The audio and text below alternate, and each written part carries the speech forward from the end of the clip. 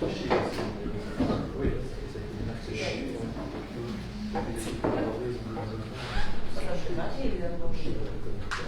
voilà, bonsoir à toutes et à tous et bienvenue à ce premier conseil communal de 2024.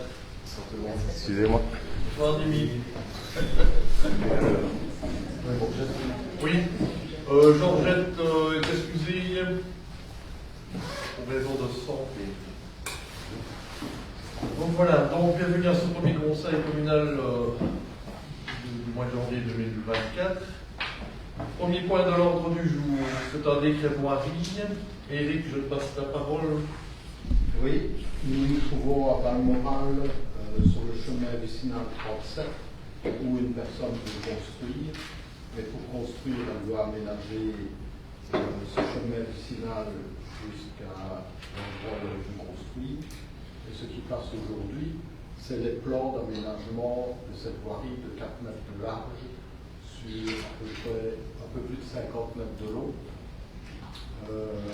Et on nous demande d'approuver les plans d'aménagement. Voilà, il faut savoir que c'est passé à la CCATM qui a donné un avis favorable à l'unanimité, qui a eu une enquête publique où il n'y a eu aucune remarque. Voilà. Vous avez découvert le plan dans les pièces. Est-ce que vous avez des questions, Vincent? Non. Ok. Non, c'est pas la CCATM. Ok, on peut passer au vote, s'il vous plaît? Oui. Oui. Oui. Oui. Oui. Oui. Oui. Oui. Oui. Oui. Oui, oui, oui, Oui. Oui. oui. Oui. Et oui, merci. Le point suivant, c'est de nouveau un décret voirie, mais ici c'est un élargissement de la tronçon du chemin vicinal.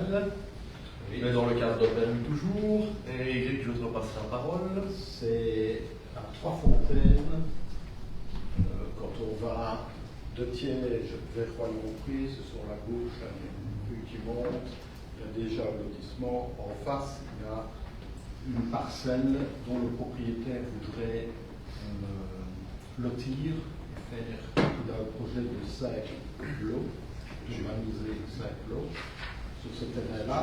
Pour ce faire, il faut un élargissement de la voirie et il faut donc une emprise.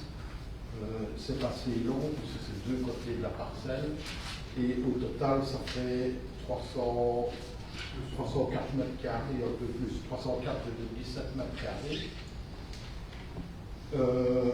Et donc, ici, c'est céder à la commune une partie de terrain.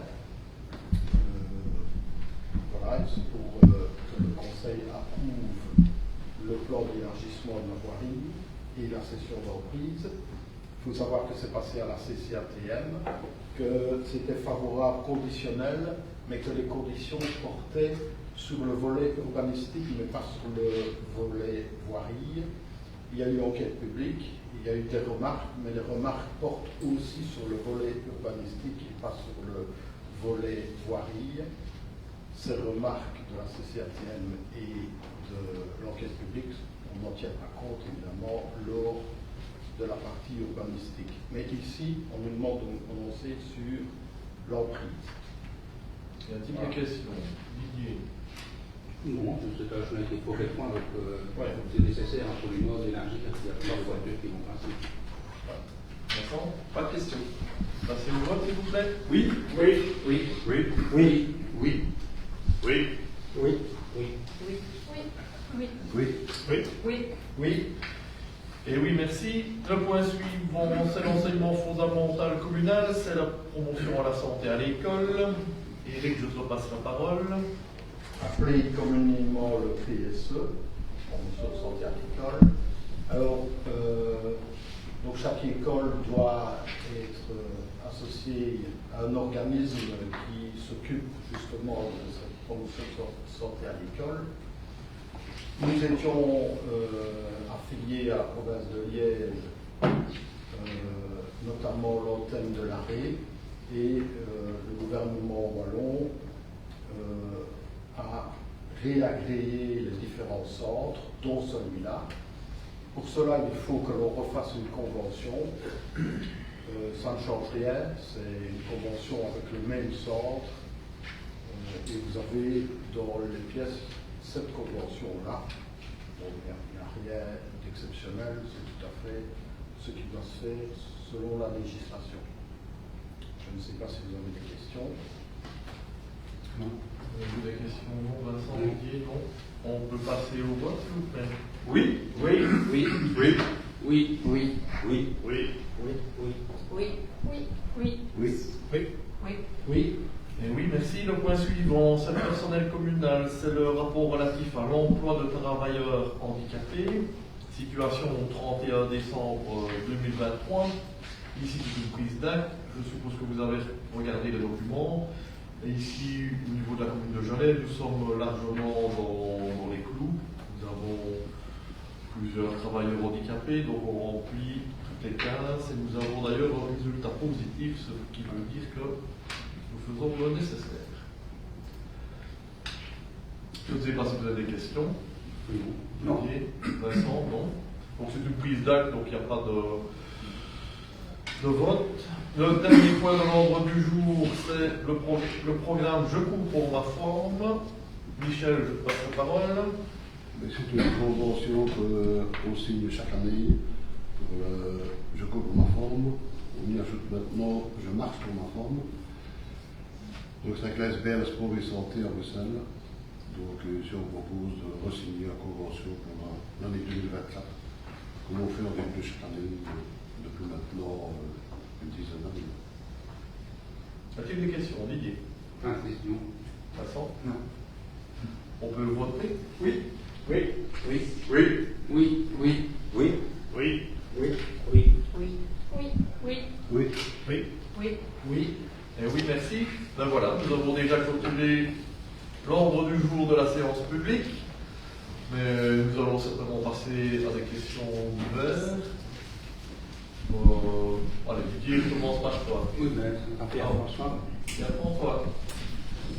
Lors du conseil communal précédent, nous avions attiré votre attention sur la subvention destinée à la mise en œuvre et au renforcement des projets de plantation de végétaux indigènes, tels que les arbres idéés. Nous sommes ravis de constater, par le biais de nos membres actifs au sein de la Commission locale de développement rural, que vous avez décidé de charger la dite commission de travailler sur ce dossier.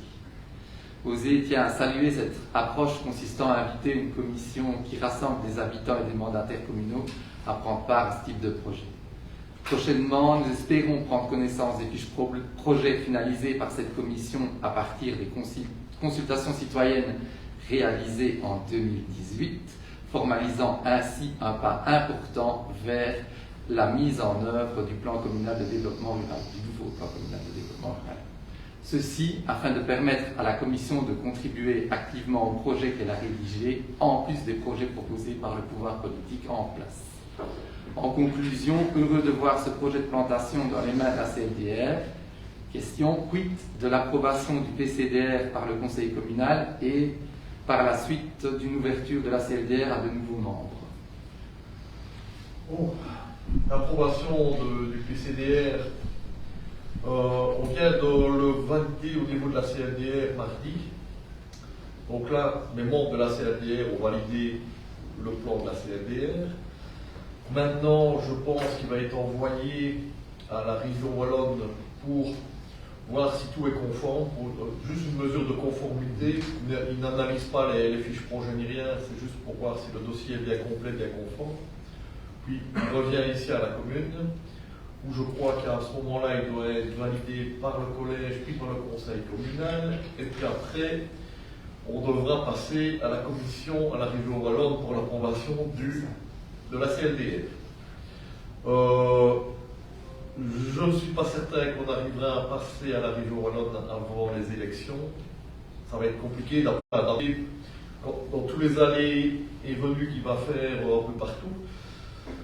Mais d'après eux, ça va être un peu juste de le valider, à mon avis, en 2024, surtout qu'on ne peut pas, ce sera au maximum à partir jusqu'à juin, mai-juin, puis après on ne pourra plus aller à la commission, donc voilà. J'espère avoir répondu. Maintenant, l'ajout de nouveaux membres, etc. Bon, Ça, c'est la suite, fatalement. Le PCD. On va voir la suite. Hein. Les fiches projets, donc si quand les fiches projets sont validées, La On va faire des groupes de réouverture- travail, etc. Voilà, c'est ça, c'est pour la réouverture des groupes de travail, peut-être que les habitants sont intéressés par cet atelier. Et on va Oui, oui, rejoindre. On n'est pas encore là. On est là. Voilà, j'espère que j'ai répondu à ta question. Oui. Ok. Une autre question? Oui, Oui, vas-y. je suis on voudrait vous poser une question. Depuis quelques mois, sur le territoire communal de Jalais, nous constatons l'émergence de distributeurs de produits locaux et de pizzas chauffantes et autres produits. Bien que saluant l'esprit entrepreneurial de ces initiatives, répondant aux besoins de citoyens, ne pouvant peut-être se rendre au magasin aux heures d'ouverture, nous posons la question d'éventuelles nuisances potentielles liées aux allées et venues de véhicules motorisés dans les villages, ainsi qu'à la présence éventuelle de déchets sur la voirie publique. Si ce n'est déjà fait, le collège envisage-t-il de réguler l'installation de tels distributeurs, soulignant la nécessité d'autorisations spécifiques, voire de permis d'urbanisme. Cette démarche vise à encadrer le développement de ces distributeurs automatiques, tant pour résoudre les problèmes actuels, s'il y en a, que pour prévenir toute prolifération anarchique susceptible de générer des nuisances supplémentaires. Notre question, comptez-vous établir un règlement communal visant cette matière? Je vais essayer de répondre. Parce qu'on a déjà eu des problèmes dans 2 endroits sur la commune de Jalais. Maintenant, vous savez bien que quand nous sommes sur le territoire de Jalais, nous avons des routes régionales et des routes communales, que parfois le permis qui a été sollicité, on a interrogé à certains, on va dire, le SPOE au niveau des routes.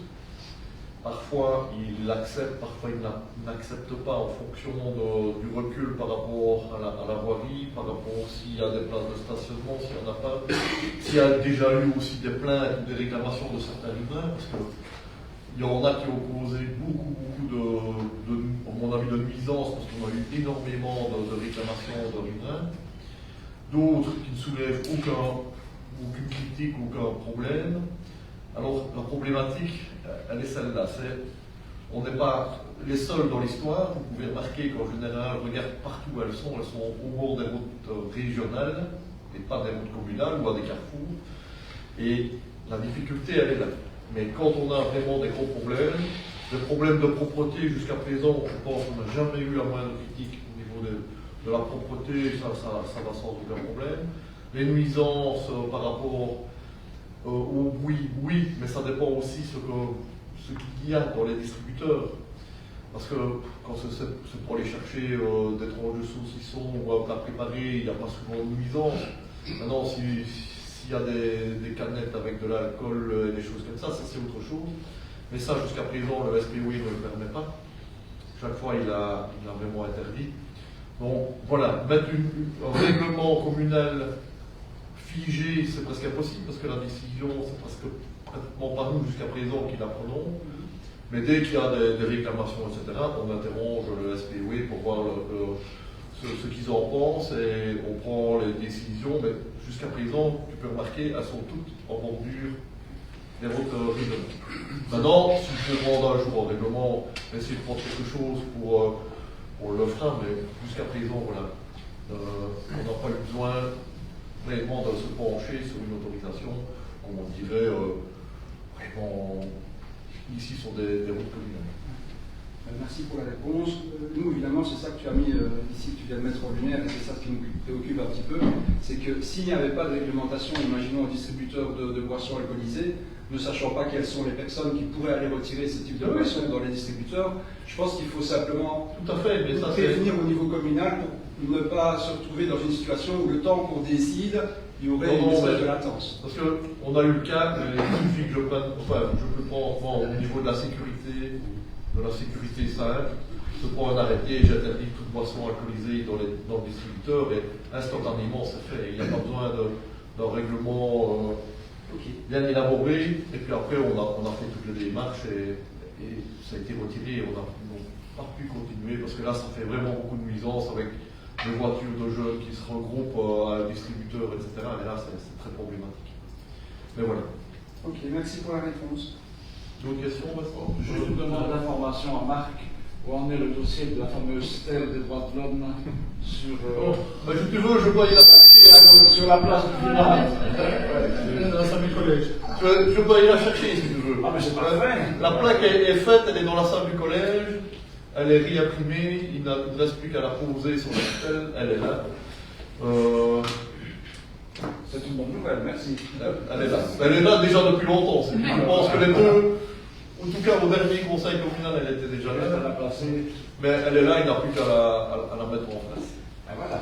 Mais tout est fait. C'est vrai que les conditions actuelles permettraient de la coller. Ce qui n'a pas été le cas pendant de Non, non, nombreuses semaines. Ok, merci. Didier, d'autres questions? Pas d'autres questions. Bien voilà, merci à toutes et à tous. Bon, à tous, parce que je ne vois pas de date, mais peut-être en vidéo, peut-être bien. Donc, bonne soirée à toutes et à tous et on va passer au huis clos. Merci bien. Et une bonne soirée.